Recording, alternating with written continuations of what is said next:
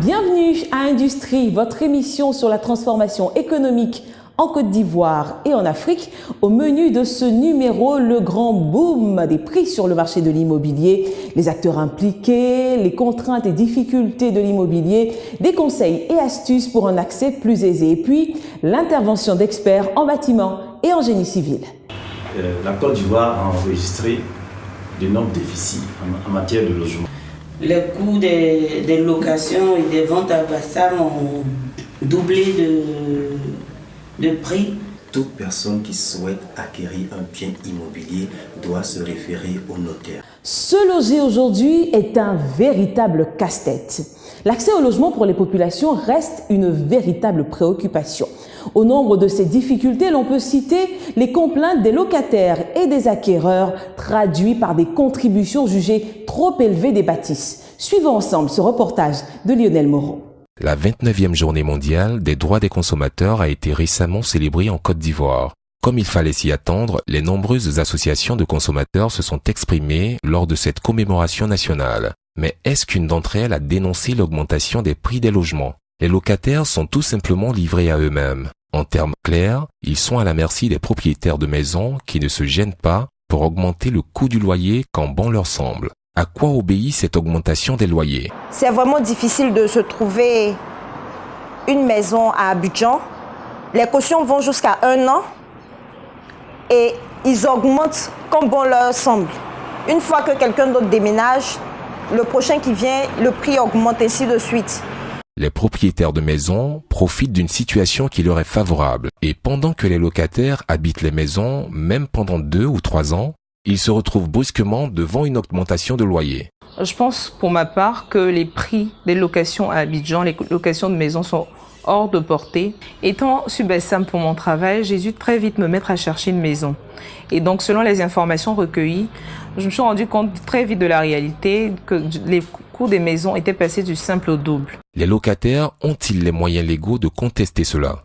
En effet, d'après la loi numéro 77-995 du 18 décembre 1977 du Code des loyers, en son article 6, le propriétaire peut toujours demander la révision du prix de son loyer s'il le trouve sous-évalué à l'occupant de bonne foi maintenu dans les lieux. Mais cela doit se faire dans les règles de l'art.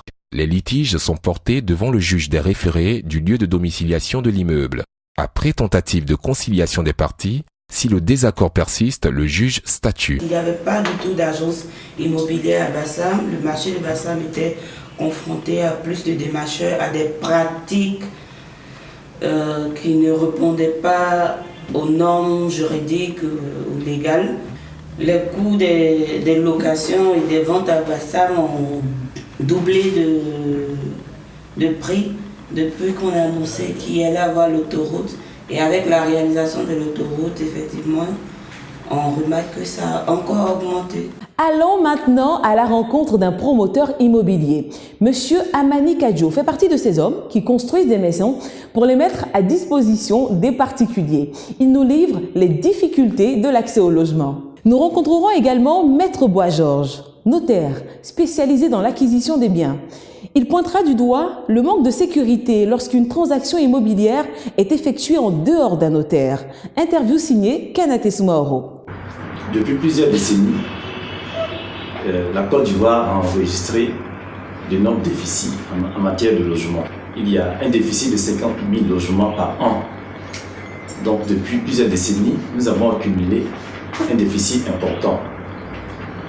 Et à l'avènement du nouveau gouvernement, des décisions ont été prises pour organiser le métier de promotion immobilière en vue de produire beaucoup de logements. C'est ainsi que le ministre de la Construction a pris la décision d'introduire ce qu'on appelle l'arrêté de concession définitive qui permet aux promoteurs d'avoir un titre foncier sur les terrains assez rapidement. Le titre foncier répond à une procédure qu'il est bien important de comprendre.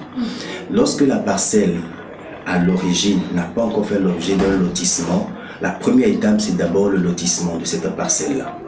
Le lotissement de la parcelle aboutira à l'approbation du lotissement. Une fois que l'approbation est consentie par le ministère de la Construction, à partir de ce moment-là, le premier document est établi. Et ce premier document, c'est l'attestation villageoise.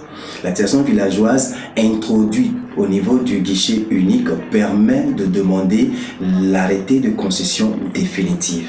Et c'est dans le cadre donc de cette procédure que le titre foncier va être établi. Le domaine urbain saisi donc de la demande de l'ACD va transférer le dossier à la conservation foncière. Laquelle conservation foncière, en s'appuyant sur les documents cadastraux, notamment le dossier technique afférent à la parcelle, va créer un titre foncier, donc va immatriculer la parcelle en lui attribuant un numéro, ce qu'on appelle généralement le numéro du titre foncier. La difficulté majeure que nous avons, c'est de pouvoir acquérir un terrain dans la meilleure sécurité juridique. C'est très difficile parce que la plupart des terrains ne sont pas titrés. Donc il faut aller en négociation avec les villageois. Il faut être très prudent. Il faut pouvoir déterminer qui est le propriétaire réel. Et puis ensuite purger les droits coutumiers.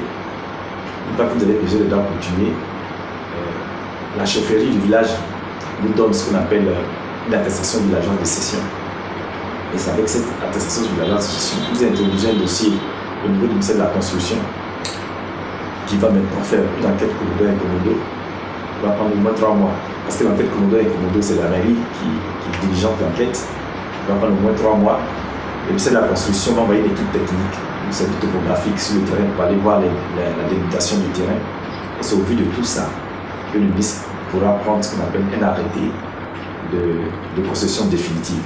Et c'est à partir de là maintenant que le promoteur est titulaire d'un titre et qui peut, de façon sereine, engager toutes les procédures pour pouvoir obtenir son permis de construire.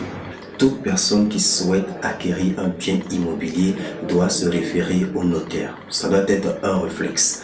Même si ce n'est pas dans toutes les procédures que le notaire sera amené à établir des actes, ses conseils, ses instructions, ses recommandations pourront éclairer les différentes parties et leur permettre de faire des choix avisés et leur permettre de faire des acquisitions sécurisées. Donc en un mot, il faut se référer à son notaire chaque fois qu'on souhaite acquérir un bien. Ça nous permet véritablement d'éviter beaucoup de soucis et beaucoup de problèmes. Le cas des terrains litigieux est assez complexe. Tout dépend du mode d'acquisition. Si pendant l'acquisition, les process qui sont mis en place sont respectés, en principe, on ne devait pas connaître ce genre de sort. Mais si un litige est déjà survenu parce que malheureusement la parcelle qu'on a acquise a été attribuée à plusieurs personnes, dans une telle hypothèse, la première des choses, c'est d'abord la conciliation. Déjà chercher à l'amiable à régler la question, quitte à approcher le propriétaire terrien qui s'est rendu coupable de telle malversation, à l'effet d'attribuer une autre parcelle ou à l'effet en tout cas de trouver une solution pour que justement tous ceux qui ont acquis ces biens-là de bonne foi puissent en définitive avoir des lots en leur nom. Il a pour mission d'apporter son expertise en mettant à disposition des données relatives au sol d'assises pour la conception de ponts, routes, bâtiments, aéroports et voies ferrées. Le LBTP, qui contribue au développement de nouveaux matériaux de construction et effectue des études, est notre portrait dans ce numéro par Alexandre Dubois. Vous savez, le rôle du laboratoire du bâtiment et des travaux publics, c'est, je prends toujours une image pour permettre aux populations de bien comprendre.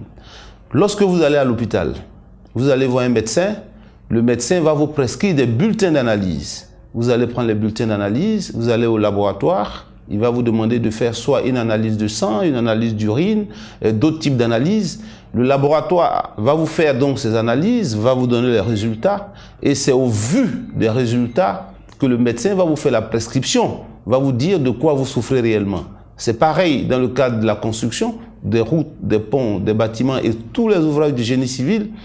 Ce sont donc les résultats du LBTP qui sont des valeurs qui permettent d'apprécier donc la qualité de ce qui est fait. Vous savez, la Côte d'Ivoire, notre pays, a connu ces dernières années beaucoup d'écroulements d'immeubles.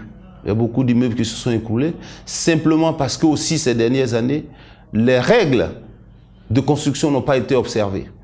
Pour avoir un bâtiment solide, il faut faire d'abord une étude de sol. Que fait le LBTP? Pour lorsque vous êtes en train de construire l'ouvrage, le bâtiment, il faut prendre d'abord des professionnels qui sont compétents. Très souvent, ce n'est pas fait. Tous les petits maçons se prennent pour des personnes qui savent construire des maisons et notamment des immeubles. Et ensuite, il faut utiliser des matériaux de bonne qualité. Je pense qu'au niveau du ministère, des dispositions sont en train d'être prises, de sorte que toute la chaîne de production donc, des bâtiments soit respectée pour que nos compatriotes, les Ivoiriens, soient désormais à l'abri de tous ces désordres. Lorsque les immeubles s'écroulaient, nous avons lancé un appel pour demander à nos compatriotes, les Ivoiriens, que lorsqu'ils sont dans une maison, dans un immeuble, et qu'ils voient des fissures apparaître, qu'ils nous contactent, nous, ou bien le ministère en charge de la construction, de sorte que nous puissions aller expertiser pour déterminer est-ce que les désordres qui sont en train de se produire sont d'une gravité qui peuvent amener donc à la ruine du bâtiment. Nous sommes à la disposition donc du secteur privé, des promoteurs. Les prix du LBTP sont des prix qui sont relativement bas. Je donne un exemple. Les coûts de l'ensemble de nos prestations sont moins de 1% du coût du projet. C'est-à-dire, si vous avez un bâtiment de 10 millions, vous ne paierez même pas 100 000. Bon, donc pour l'ensemble des prestations que nous allons faire. Mais le fait que vous veniez nous voir vous garantit la fiabilité de votre ouvrage. Pourquoi? Vous voulez construire une maison. Vous appelez un entrepreneur, vous lui dites, voilà 40 millions, construisez ma maison. Mais qu'est-ce qui prouve que cet entrepreneur va effectivement utiliser des matériaux de bonne qualité pour réaliser votre maison? La seule façon d'avoir une maison de qualité, c'est qu'il y ait quelqu'un qui soit là pour s'assurer que les dosages, qu'on a utilisé le bon ciment, qu'on a utilisé les bons fers à béton, qu'on a utilisé de bonnes briques, qu'on a utilisé de la colle, des carreaux de bonne qualité, que tout ce que l'entreprise est en train de faire est conforme à ce que nous on appelle dans notre jargon, est conforme aux règles de l'art, à la façon de faire. Mais si vous n'avez personne pour pouvoir veiller pour vous, l'entrepreneur prend vos 40 millions, il met 5 millions dans votre bâtiment et après vous avez tous les problèmes. Donc nous, notre rôle, c'est vraiment de protéger l'ensemble des promoteurs, de ceux qui veulent construire, d'être l'interface entre ceux qui veulent construire et les entreprises. C'est ici que s'arrête Industrie relatif à l'immobilier. Nous vous donnons rendez-vous très bientôt pour encore une fois parler de transformation économique. Au revoir.